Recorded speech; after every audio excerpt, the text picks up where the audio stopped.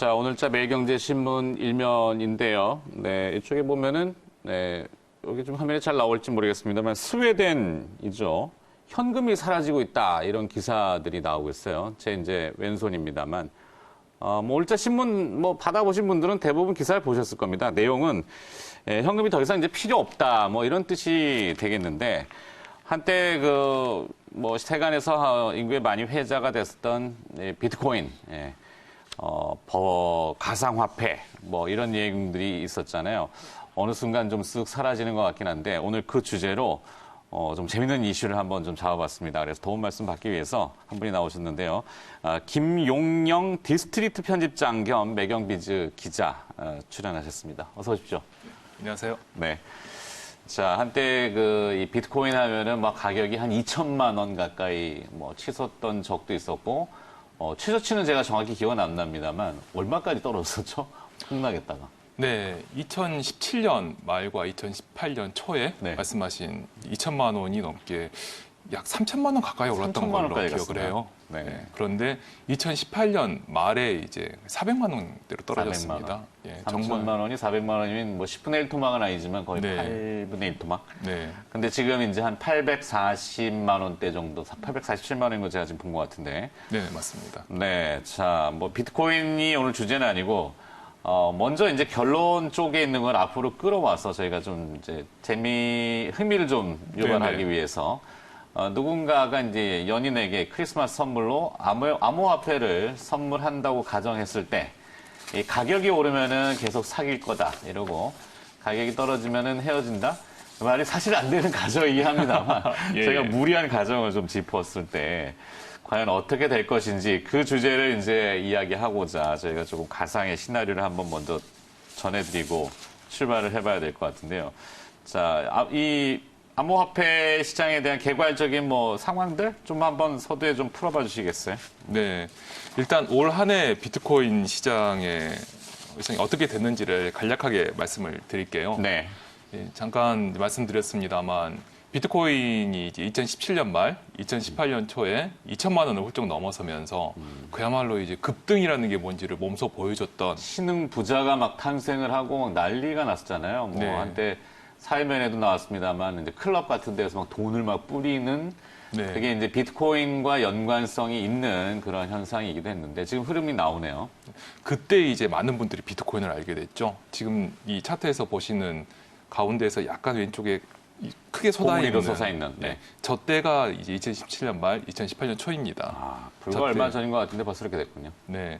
그러다가 이제 보시는 것처럼 정말 롤러코스터를 탄 것처럼 쭉 떨어집니다. 이게 이제 작년 2018년이었고요. 네. 그 이제 떨어져서 정말 바닥으로 딱 떨어진 게 이제 2018년 말이고 올해 초인데 그래서 암호화폐 이 비트코인 가격만 보면 사실 작년이 정말 좋지 않았었어요. 네. 작년이 좋지 않았었는데 올해는 이제 그 뒤를 보시면 아시겠지만 그래도 조금 반등을 했죠. 예, 그래서 2017년 말에 2천만 원대까지는 가지 못했고 올해 장중 최고치가 제 기억에는 1,600만 원대로 알고 있어요. 오, 근데 네. 꽤 그래도 오르긴 올랐습니다. 많이 올랐네요, 그래도. 네. 네. 그래서 2,600만 원까지 올랐었는데, 네, 좀 아쉬운 거는 지금 연말에 이제 장중 최고치 대비 한 절반 정도 수준인 800만 원대여서 네. 유종의미가 조금 아쉬운 한 해가 아니었나 생각이 됩니다. 그렇죠. 사실 이 암호화폐를 대변하는 게 이제 상징처럼 비트코인으로 되는데 뭐 이더리움도 있고 뭐 몇 가지 종류들이 굉장히 많잖아요. 네네.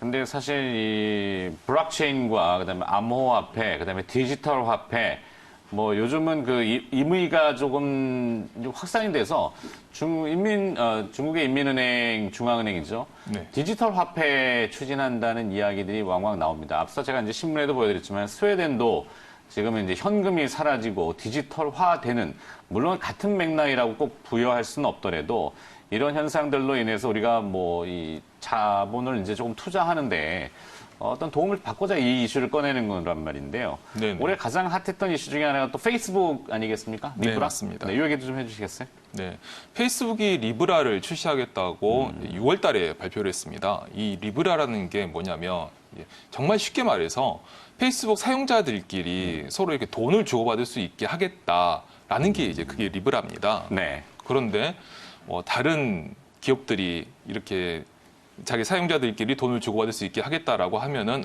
뭐 그러겠지라고 할 수 있겠지만 페이스북은 하루 사용자가 16억 명입니다. 네, 전 세계에 뭐 어마어마한 인구가 저도 씁니다, 사실은. 페이스북을 쓰는데. 그렇죠. 네. 16억 명이 이제 그 정부의 돈이 아닌 페이스북이 만든 이 돈을 주고받게 된다고 하면 정부 입장에서는 이게 그 미국 정부는 이제 달러에 대한 권한을 가지고 있어서 그렇죠. 이거를 통화에. 이제 경제 정책을 이제 조절하고 이렇게 다양한 정책을 펼치는데 페이스북이 리브라를 통해서 이제 크게 사용된다고 하면 달러를 기반으로 한 경제 정책이 어려워져요. 그렇죠. 네, 그래서 페이스북은 리브라를 가지고 한번 전 세계를 아우르는 통화를 만들어 보겠다라고 해서 이제 비트코인이 지금 굉장히 뭐 이렇게 가격이 뛰고 또 안 좋은 뭐 마약이라든지 뭐 테러 등에 쓰이기 때문에 네. 비트코인을 블랙머니처럼. 그렇죠. 그래서 비트코인을 대체하는 우리가 비트코인을 대체하는 깨끗한 디지털 통화를 만들겠다라고 했는데 결국은 미국을 포함한 정부들이 반대를 했어요. 네. 왜냐하면 자기들 통제에서 벗어나니까. 그건 어쩔 수가 그렇죠. 없는 것 같습니다. 예, 그래서 미국에서는 상원과 하원에서 이제 이례적으로 각각 리브라 청문회를 열기도 했었습니다. 그래서 현재 페이스북은 리브라를 각국 정부의 규제를 만족시키기 전까지 내놓지 않겠다라고 일단 한번 후퇴한 상태입니다. 그렇죠. 네. 사실 이 통화 화폐라는 게, 이 근래 들어서는 사실 이 법정화폐, 네. 신용화폐 이렇게 하잖아요. 그러니까 정부가 지급을 보증하는. 그래서 이제 화폐에 보면은 뭐 달러 같은 경우는 페더럴 리저브라고 하는 페드가 하고 우리는 이제 BOK라고 한국은행 이런 게 찍혀 있는데 리브라는 지폐가 돼 있지는 않지만 그래도 이 페이스북이 어떤 그 유통을 보증한다고 해야 될까요? 그런 개런티를 해서 만드는 개념인 것 같은데 사실 기초자산이라는 것은 좀 모호한 것 같고 자 국내의 이 특정금융정보보호법, 이 특금법이라고도 하는데 이것도 이제 통과 눈앞에 두고 있습니다. 암호화폐를 제도권으로 끌어들일 것인지 어떻게 보시나요? 앞서 말씀하신 것과 연계가 되는 얘기라고 생각이 됩니다. 그래서 말씀하신 것처럼 리저브라고 하는 그런 보증이 이제 법정화폐나 그렇죠. 신용화폐는 필수적인데, 근데 지금 비트코인이나 이더리움과 같은 시중에서 많이 유통되고 있는 암호화폐는 그 보증하는 주체가 명확하지 않습니다. 맞아요. 다수에 분산돼 있어서 다수가 공통으로 이제 보증한다는 것 때문에 특정한 소수가 바꿀 수 없다는 걸 이제 보증의 무기로 삼고 있는데, 네. 하지만 이 규제라든지 이런 보증이라는 이 신뢰를 굉장히 신뢰로 먹고 사는 정부 기관이라든지 이런 한국은행과 중앙은행이 보기에는 그 보증은 자기네들이 보는 그분들이 보는 보증이라고 볼 수가 없죠. 그래서 이거를 어떻게든지 이게 어떤 규제를 거쳐서 이 비트코인이나 이더리움을 기존 금융에 넣으려면은 규제를 가해야 해요. 규제를 적용시켜야 합니다. 그에 상응하는 게 이제 말씀하신 특금법이라고 네. 할 수가 있을 거고요. 근데 특금법이 이제 시행이 되면은 이 암호화폐 거래소가 주로 이제 제도권 안에 포함되게 되는데 하지만 논란이 좀 많았죠. 뭐 해킹 문제도 있고 이 해킹이 또 북한에서도 해킹을 해가지고 또 이슈도 있고 네, 그런 얘기도 있습니다. 그다음에 이제 경영진의 모럴 해저드도 있어가지고 또 뭐 그런 건 되게 논란이 많았는데 이제 네. 거래소라든지 이런 것들이 제도화돼서 조금 정립이 되는 건가요? 그럼? 그렇게 되면 이제 그 라이선스가 생긴다고 이해하시면 쉬울 것 같아요. 그래서 정부에서 이제 암호화폐 거래소를 가상자산 사업자라고 명칭으로 해서 네. 신고제를 이제 시행하게 됩니다. 그래서 특정 그 기준을 만족한 업체들은 이제 신고를 해서 그 가상자산 사업자라는 라이선스를 부여받을 수가 있어요. 그렇다고 네. 하면 어쨌든 정부가 인정한 거기 때문에 뭐 이를테면은 뭐 남편이나 아내나 또는 그 자녀분들이 네. 이 암호화폐 거래소에서 일하고 있어요라고 이제 해도 조금은 안심하실 수 있는 상황이 되지 않을까라고 생각합니다. 네. 근데 느낌적인 느낌이라고 해야 될까요? 요즘 뭐 젊은 친구들 표현에 뇌피셜. 네. 왠지 모르게 세금을 걷어가겠다. 이런 느낌이 좀 느껴집니다.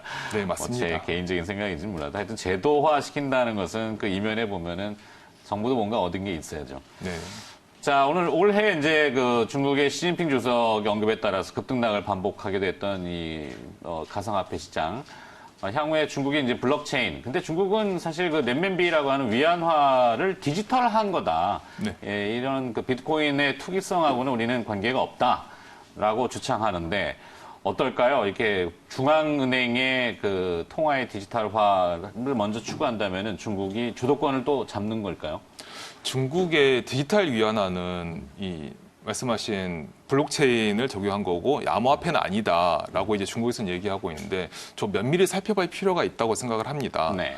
그리고 중국에서는 디지털 위안화가 뭐 비트코인, 이더리움과 같은 암호화폐는 절대 아니고 정부가 이제 보증하는 디지털 화폐다라고 얘기하고 있는데 그 근간에는 블록체인 기술이 쓰인다고 알려져 있어요. 네. 그리고 그 이전에 시진핑 주석이 이제 블록체인을 진흥하겠다고 발언을 했는데요.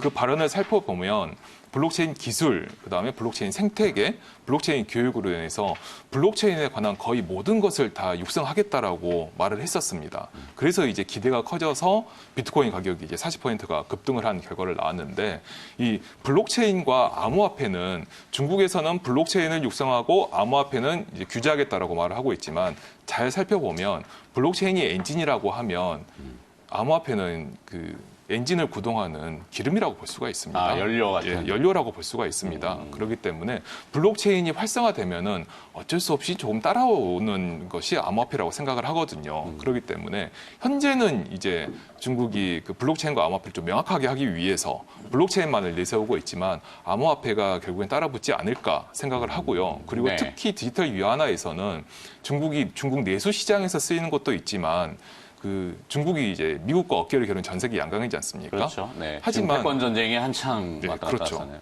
하지만 국제 무역에서 사용되는 그 기축 통화를 보면 달러가 절대 우위에 있습니다. 네. 그래서 이 중국이 이제 이런 국제 무역에 대해서 무역을 좀 고도화하면서 여기에 디지털 위안화를 채용을 하면서 무역에서의 달러의 위상을 조금 흔들려는 수단으로 쓰지 않을까라고 많은 전문가들이 얘기하고 있습니다. 맞습니다. 그 부분도 좀 지켜봐야 할 필요가 있다고 생각이 됩니다. 그렇죠. 사실 화폐의 기능, 그럼 뭐 여러분들 잘 아시는 가치 저장의 기능도 있지만 통용성의 기능, 네. 범용성, 누구나 다 그걸 인정해가지고 이렇게 통용하게 되면은 힘을 가지게 되는데 사실 우리 원화가 그걸 좀 못하잖아요. 국제 통용이 잘 안 되고 있기 때문에 조금 네. 저기 한데 우리도 이제 뭐 디지털 화폐에 대한 이야기를 지금 논의는 하고 있는 것 같아요. 한국은행에서 그죠? 네. 네. 얼마 전에 한국은행이 전자금융 세미나를 개최를 했어요. 그래서 올해 내내 한국은행은 이 디지털 화폐에 대해서, 디지털 원화에 대해서 몇 차례 질의가 있었습니다. 그때 한국은행은 우리는 발행할 생각이 없다라는 얘기를 이제 직간접적으로 이렇게 비춰왔어요. 네. 하지만 얼마 전에 열린 전자금융 세미나에서는 블록체인, 그러니까 그 분산 원장이죠. 분산 원장에 대한 내용을 발표를 하고 세미나를 가지고 그리고 디지털 원화를 발행을 고려하고 있다라고 얘기를 했습니다. 네. 굉장히 전향적으로 자세를 바꿨다고 볼 수도 있겠습니다. 자, 그렇다면은 사실 이게 저희가 이제 시리즈별로 계속 뭔가 논의를 하고 이야기를 하려고 하는 그런 오늘 서두인데 오늘은 조금 시간 관계상 약간 네. 마무리를 좀 짓자면은 앞서 네. 저희가 이 비트코인이라든지 가상화폐를 만약에 가상의 연인이라고 해야 될까요? 연인한테 선물을 해서 가격이 오르면은 추가로 이제 계속 연애를 하고, 아니면은 헤어진다? 저도 말해놓고 보니까 좀 이게 앞뒤가 좀 이게 어색한데, 예. 그래서 네. 편집장님께서는 어떻게 생각하십니까? 네. 앞으로 이런 것들이 이슈화가 계속 될 거라고 보시는 거죠. 비트코인은 지금 이야기하는 것은 아닙니다만. 네.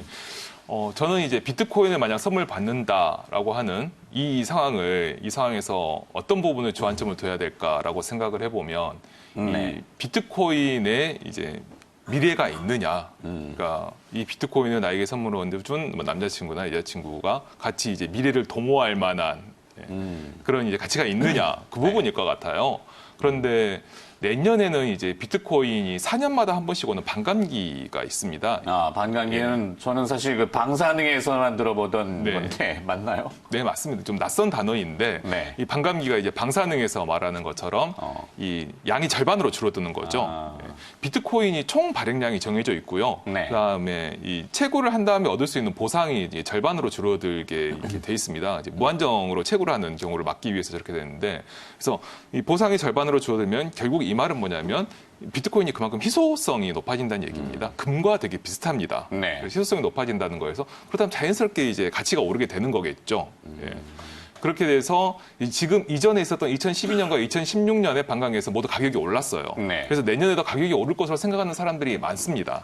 하지만 이게 상황이 좀 달라져서 내년에도 무조건 가격이 오를 것 같지는 않다고 이제 많은 전문가들이 얘기를 합니다. 네네. 하지만 남자친구가 그런 것까지 다 고려를 해서 비트코인을 선물했다라고 하면은 일단 이쪽에는 좀 박식한 사람이 아닐까 네. 라는 생각이 들고 IT나 이런 쪽에서는 좀 잘 아는 친구라는 점을 네. 한번 고려를 하셔도 되지 않을까 생각이 됩니다. 알겠습니다. 논리의 비약이지만 하여튼 똑똑한 사람이다. 그래서 예, 맞습니다. 사람 됨됨이를 보고 해야지 비트코인만 보고 하면 안 된다. 근데 반감이라는 건 결국에는 공급이 주는 건 아니고 정해져 있는 양이지만 잠기는 거 아니겠습니까? 유통이 좀 일부 막 어디 파킹돼가지고 더 이상 네네. 나오지 않아서 네. 희소성이 뛰고 가격이 네. 좀 오를 수 있다. 네. 이렇게 되나요? 근데 공급이 조금씩 줄어든다고 보시면 아, 됩니다. 그래요? 예, 전체적으로 이제 2,100만 개가 이제 발행이 되는데 네. 그게 이제 몇 년간에 걸쳐서 이렇게 발행이 됩니다. 앞으로도 계속 발행이 돼요. 발행이 네. 되는데 이게 계속 똑같은 시기를 찍어내면은 이게 딱 끝에 이제 똑같게 이렇게 유지가 되는데 이거를 조금 희소성이라든지 그런 걸 두기 위해서 깔때기 모양으로 이렇게 점점 공급을 줄이고 있습니다. 그걸 이제 반감기라고 이해하시면 될 것 같습니다. 네. 자, 덧글기에는 시간이 좀 부족해서 다음에 한번 더 추가로 이야기를 나눠보겠고요. 오늘 암호화폐와 관련돼서 이슈를 잠깐 다뤄봤습니다. 디스트리트 편집자인 겸 매경비즈 기자고요. 김용명 연구원이 쓰고 계셨습니다. 고맙습니다. 감사합니다.